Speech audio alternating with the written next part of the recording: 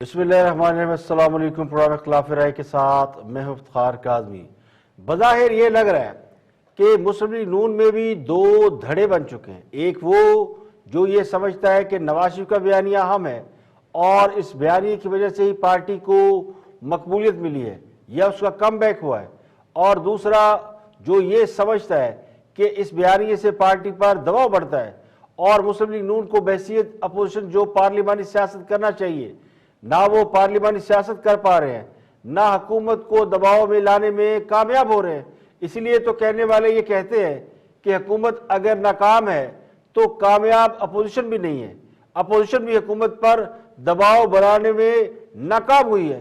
مہنگائی، بے روزگاری، خراب معیشت سمیت درجنوں ایسے عوامی مسائل ہیں جن پر عوام کی رہنمائی کرنے اور حکومت کو دباؤ میں لانے میں اپوزیشن کامیاب نہیں ہو سکی اور ایسی سیاست میں پھنس کر رہ گئی ہے جس میں آگے کنواں اور پیچھے کھائی ہے۔ حکومت اپنی تمام تر ناکامیوں کے باوجود کسی کو جواب دہ نظر نہیں آتی۔ عوام میں تاریخی مہنگائی اور بے روزگاری سمیت مختلف مسائل کی وجہ سے پھیلنے والے اضطراب کو سیاسی قیادت فراہم کرنے والا کوئی نہیں۔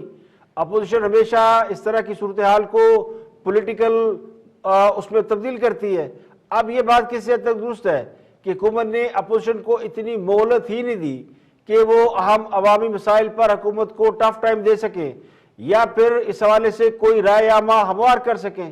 اس کے باوجود عوام نے ووٹ کا بار بار استعمال کر کے رائے حکومت کے خلاف دی ہے۔ ضمنی انتخابات ہوں یا کنٹونمنٹ کے الیکشن ہوں، عوام کی رائے بڑی واضح ہے۔ تو یہی دباؤ مسلم لیگ نون کے اندر بھی تقسیم کا باعث بن رہا ہے۔ اب پارٹی کے اندر وہ لوگ حاوی ہو رہے ہیں جو محاذرائی یا مزاحمتی نظریے کی بجائے سمجھتے ہیں کہ کچھ لو اور کچھ دو کی بنیاد پر سیاست ہونی چاہیے، جو سیاست کے لیے دروازے بند کرنے کے قائل نہیں ہیں۔ تو لگتا یوں ہے کہ مسلم لیگ نون کے اندر ایک نئی جنگ شروع ہو گئی ہے۔ شہباز شریف اور ان کا ہم خیال مفاہمتی گروپ ایک بار پھر پارٹی کے معاملات کو لیڈ کرتا ہوا نظر آ رہا ہے اور پارٹی کے معاملات کو اپنے ہاتھ میں لے چکا ہے، اور یہ بھی لگتا ہے کہ شہباز شریف کو آگے لانے کی وجہ الیکشن کی تیاری ہے اور نون لیگ کو ملنے والا ریلیف ہو سکتا ہے۔ شہباز شریف کنٹونمنٹ الیکشن میں کامیابی کا سہرا سر پر سجائے پارٹی کی نئے سرے سے جمع تفریق کر رہے ہیں، اور شہباز شریف یہ بھی ثابت کرنے میں کامیاب ہوئے ہیں کہ انہوں نے طاقتور حلقوں کو نیوٹرل کر دیا ہے یا وہ اپنے لیے لیول پلینگ فیلڈ حاصل کرنے میں کامیاب ہو گئے ہیں۔ تو بظاہر یہ لگتا ہے کہ نواز شریف اس بات پر کسی حد تک کنونس ہو گئے ہیں کہ اب معاملات کو سیاسی طریقے سے ہینڈل کیا جائے اور پارٹی کے معاملات شہباز شریف کو چلانے چاہیے، اور پارٹی کے جو تنظیمی معاملات ہیں وہ بھی اثر نو درست کرنے چاہیے۔ تو وہ خود بھی اجلاس کی صدارت کر رہے ہیں، خطابات بھی کر رہے ہیں، اور مریم بھی کر رہی ہیں اور شہباز شریف بھی کر رہے ہیں۔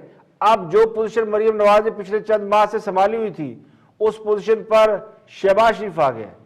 جاوید لطیف کو پارٹی کا شوکاز نوٹس جاری ہونا اور رانا تنویر کا یہ کہہ دینا کہ مریم نواز کی وجہ سے پارٹی پر دباؤ بڑھتا ہے یا مریم نواز کے بیانیے کی وجہ سے پارٹی پریشر میں آتی ہے، جس کا مطلب یہ ہے کہ یہ وہی بیانیہ ہے جو نواز شریف کا ہے۔ مریم نواز کا اپنا تو کوئی بیانیہ نہیں ہے، بیانیہ تو نواز شریف کا ہے۔ تو اس بیانیے کی وجہ سے اگر پارٹی پر دباؤ بڑھتا ہے اور اس بات کو تسلیم کر لیا گیا ہے تو اس نے بھی مسلم لیگ نون کے اندر ایک نئی بحث کا دروازہ کھول دیا۔ تو ایک طرف پارٹی کے اندر کشمکش جاری ہے اور دوسری طرف پارٹی کی قیادت ایک دوسرے کے خلاف بیان بازی کرتی ہوئی نظر آتی ہے۔ تو اختلافات تو ہے، تو کوئی اسے رائے عامہ کہہ رہا ہے اور کوئی اسے سمجھتا ہے کہ پارٹی کے اندر شاید کوئی پریشر ایسا ہے جس کی وجہ سے لوگ ایگزاسٹ ہو گئے ہیں۔ سوشل میڈیا پر مسلم لیگ نون کے ہی دو تین دھڑے آپس میں ایک دوسرے کو نیچا دکھانے کی کوششوں میں مصروف ہے۔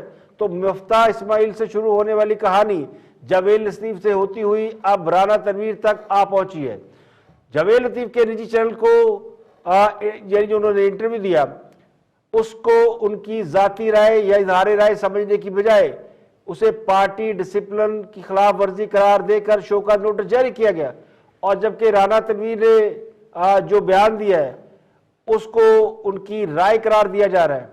تھوڑی سی پارٹی پہ زیادہ پریشر آتا ہے، تو پارٹی کا پہ پریشر آنا سارے جو ہمارے لوگ ہوتے ہیں یقینی طور پہ ہمارے پاس بھی الیکٹیبلز ہیں. لوگ کراؤڈ جس طرح ریسیپٹیو ہوتا ہے ان کی تقاریر کو, بڑا ریسیپٹیو ہوتا ہے, بڑی کراؤڈ پلر ہیں, کراؤڈ آتا ہے, پسند کرتا ہے.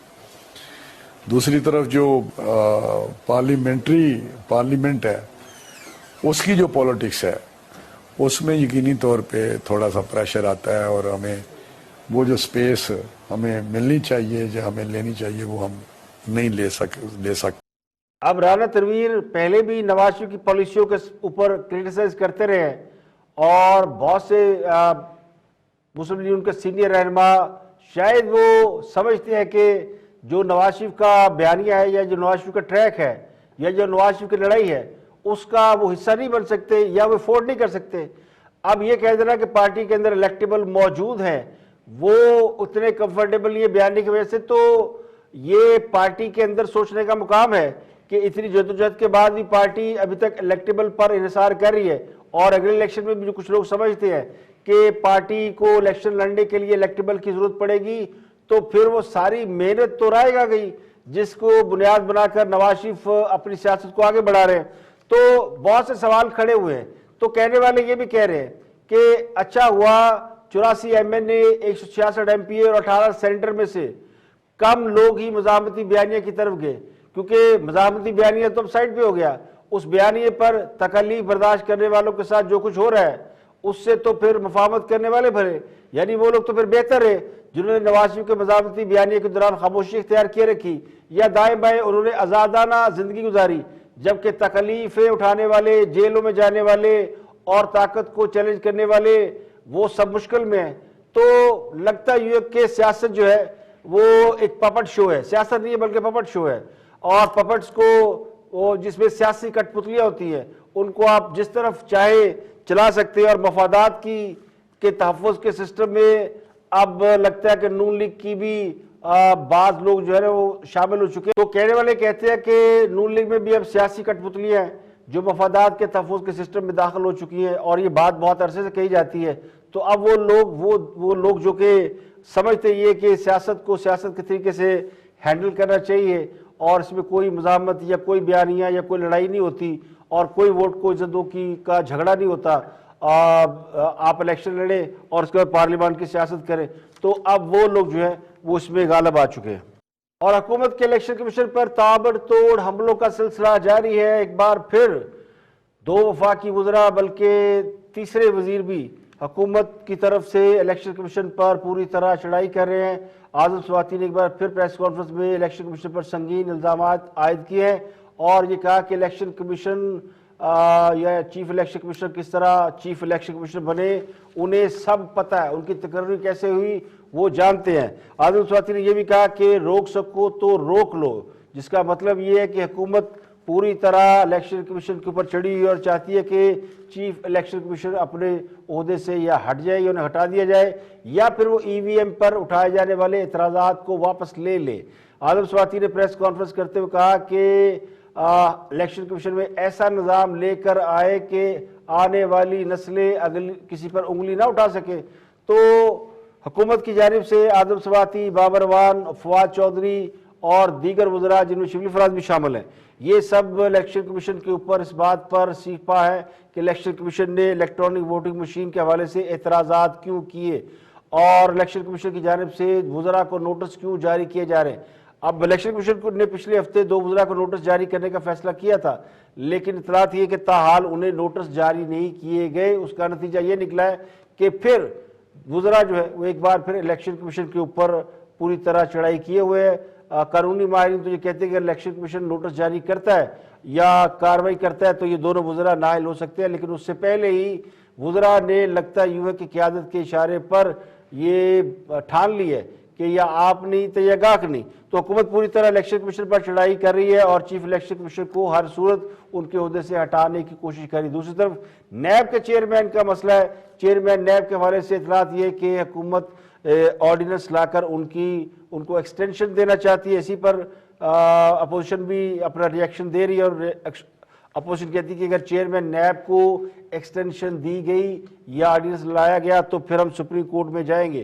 تو یہ دو معاملے اس وقت حکومت کے لیے اور اپوزیشن کے لیے وجہ تنازع بنے ہوئے ہیں. چیف الیکشن کمیشن اور اس کے علاوہ چیئرمین نیب، یہ دونوں تقرریاں حکومت اور اپوزیشن کے باہمی صلاح مشورے سے ہوتی ہے، اور ان دونوں کے اوپر چیئرمین نیب کی جب تقرری ہوئی تھی تو اس کی تقرری میں خان صاحب کا یا ان کی حکومت کا کوئی ہاتھ نہیں تھا. یہ تقرری اس وقت کی حکومت مسلم لیگ نون اور اپوزیشن کے درمیان جو ہے وہ ملاقات خورشید شاہ تھے چیئرمین اپنا اپوزیشن کے رہنما، تو یہ تقرری اس وقت ہوئی تھی.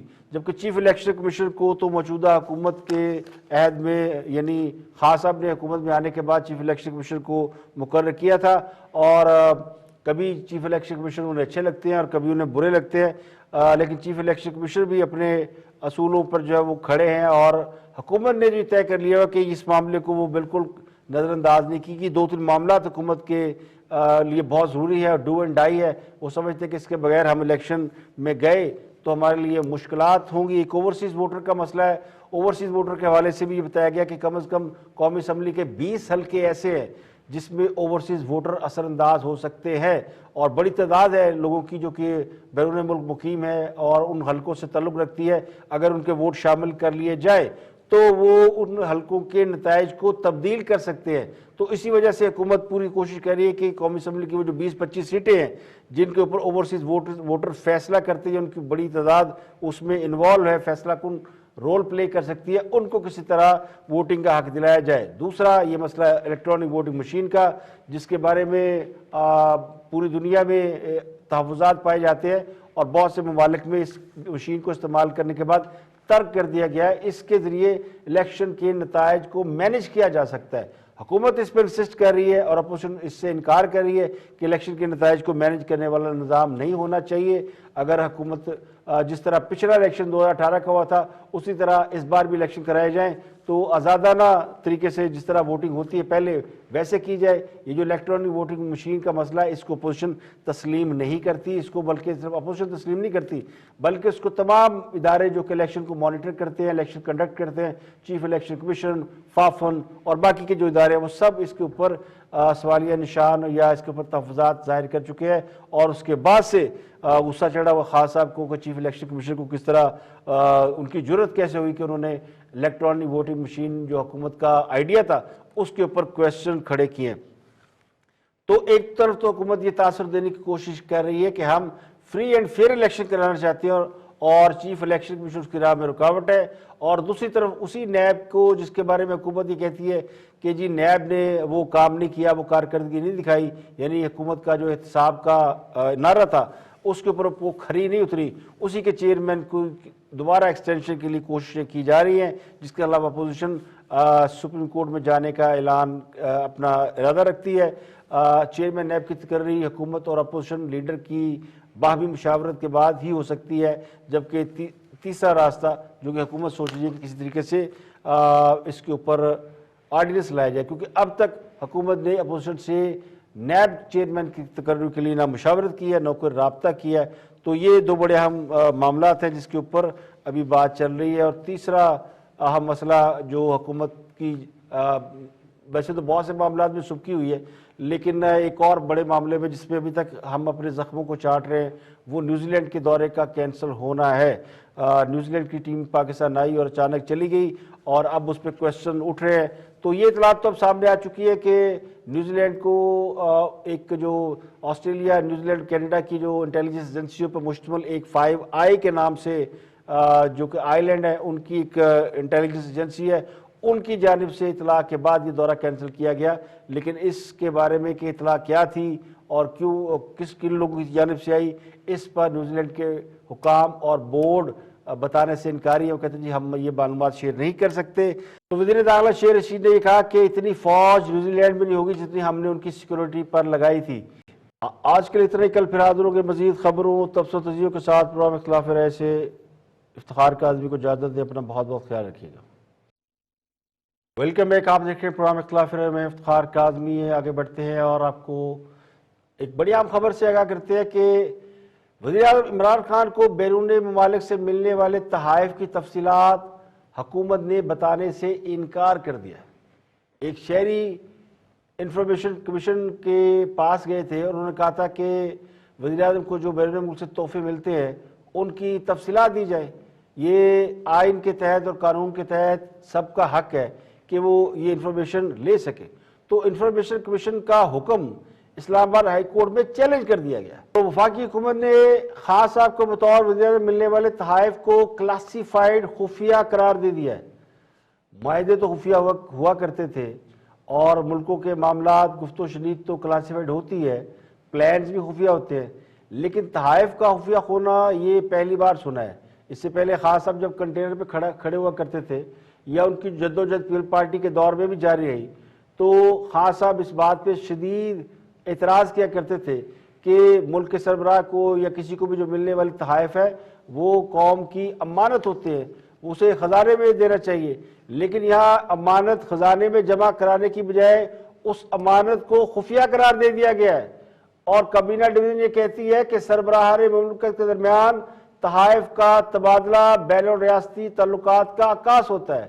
ایسے تحائف کی تفصیل یعنی اجراء سے میڈیا ہائپ یعنی شور و غوغا اور غیر ضروری خبریں پھیلیں گی. بے بنیاد خبریں پھیلنے سے مختلف ممالک کے ساتھ تعلقات متاثر اور ملکی وقار مجروح ہوگا. یعنی ساڈا کتا کتا تے تواڈا کتا ٹامی. جب آپ کی باری آئی ہے تو تحائف خفیہ ہو گئے. اس سے پہلے یوسف زئی گیلانی جب پرائم منسٹر تھے تو ان کی اہلیہ کو ایک ہار ملا تھا, اس پر جو تماشا ہوا وہ سب کو معلوم ہے. تمام سیاسی جماعتیں جو اس وقت اپوزیشن میں تھی وہ پرائم منسٹر یوسف زئی گیلانی کے پیچھے پڑ گئی تھی کہ جناب یہ جمع کرائے خزانے میں, اور ان پہ کیس بھی چلا, بڑا مشہور کیس ہے کہ انہوں نے ہار جو اپنی اہلیہ کو دے دیا جب وہ گھر لے گئی تھی, تو بعد میں انہیں وہ کہتے ہیں پورا ان کا حکا پانی بند کر دیا گیا, ان کو ہار جمع کرانا پڑا یا اس کی قیمت جمع کرانی پڑی. یہ اصول بھی ہے کہ جو تحائف میں ملی ہوئی چیز ہوتی ہے اس کو آپ خزانے میں جمع کراتے ہیں یا قیمتاً اس کو اپنے پاس رکھ سکتے ہیں. اب پچھلے دنوں ایک اور بڑا کام ہوا تھا زبردست, جس میں توشہ خانے کے جو اسے توشہ خانہ کہتے ہیں جہاں تحائف رکھے جاتے ہیں, توشہ خانے میں موجود جتنے تحائف تھے وہ بیچنے کی اجازت دی گئی, اور وہ بھی صرف سول سروسز کے لوگوں کو اور کچھ اداروں کے مخصوص لوگوں کو. عام شہری تو خرید بھی نہیں سکتا تھا.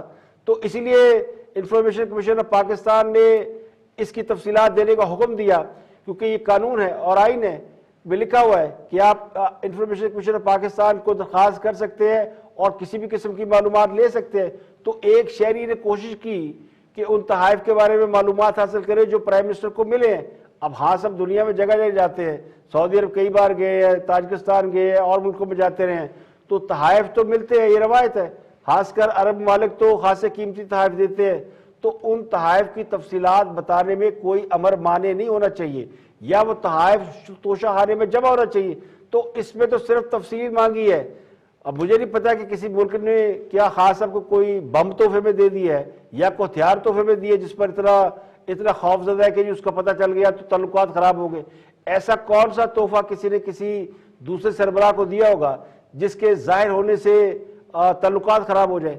اور مجھے لگتا ہے امپورٹنٹ بات یہ نہیں ہے کہ تحائف کا ظاہر ہو جانا, امپورٹنٹ بات تو یہ ہوگی کہ کیا وہ تحائف جو پرائم منسٹر کو دیے گئے وہ توشہ خانہ میں جمع ہے یا پھر وہ کسی اور خانے میں جمع ہو گئے. تو اسلام آباد ہائی کورٹ میں حکم چیلنج ہو گیا ہے, اور اب دیکھیں اسلام آباد ہائی کورٹ اس کے اوپر انہوں نے نوٹس جاری کر دیے. اسلام آباد ہائی کورٹ نے پاکستان انفارمیشن کمیشن اور شہری کو جن کا نام شہید ابرار خالد ہے اور تفصیلات مانگی ہیں, لیکن جب گورنمنٹ اس کے اوپر طرح سٹینڈ لے رہی ہے اور کہہ رہی ہے ہم نے نہیں بتانا ورنہ ایک اور جھگڑا شروع ہو جائے گا. تو خاص صاحب وہ کسی کوئی اشتہار چلاتا تھا تو کہتے تھے یہ کسی کے باپ کے پیسے ہے جو اشتہار چلا رہے ہو, کسی کی تصویر چھپتی تو کہتے کسی کے باپ کی تصویر ہے جو تصویریں چھپوا رہے ہو. تو اسی طرح توشہ خانہ اور تحائف کے حوالے سے بھی کہتے تھے کہ جناب یہ کسی کے باپ کو ملنے والے تحائف نہیں ہے, یہ اسٹیٹ کے یا حکومت کے سربراہ کو ملے. تو اس پر حق عوام کا ہے یا اسٹیٹ کا ہے؟ تو خاص صاحب کو چاہیے تھا کہ وہ تو اس کو والنٹیئر کرتے اور بتاتے کہ جناب جو کچھ مجھے ملا ہے وہ سب کے سامنے ہے. تو ایسی کوئی خاص چیز خاص صاحب کو کیا ملی ہے جس کے اوپر حکومت چلی گئی ہے؟ تو یہ اب میرے جیسے لوگوں کی جو ہے نا وہ تجسس بڑھ گیا کہ خاص صاحب کو آخر ایسا کون سا تحفہ مل گیا ہے کوئی گدڑ سنگی تو نہیں، یا کوئی نسخہ تو نہیں، یا کوئی ایسا طوطا تو نہیں مل گیا جس میں کسی کی جان ہے جو خان صاحب نے چھپا لیا ہے، اور تاکہ لوگوں کو پتہ نہ چلے، عوام کو پتہ نہ چلے، کہ اپوزیشن کو خاص کر پتہ نہ چلے کہ یہ ہے وہ اصل کہانی جس کی بنیاد پہ وہ حکومت جو ہے نا، وہ حکومت کی گاڑی جو ہے وہ آرام سے چلی جا رہی ہے۔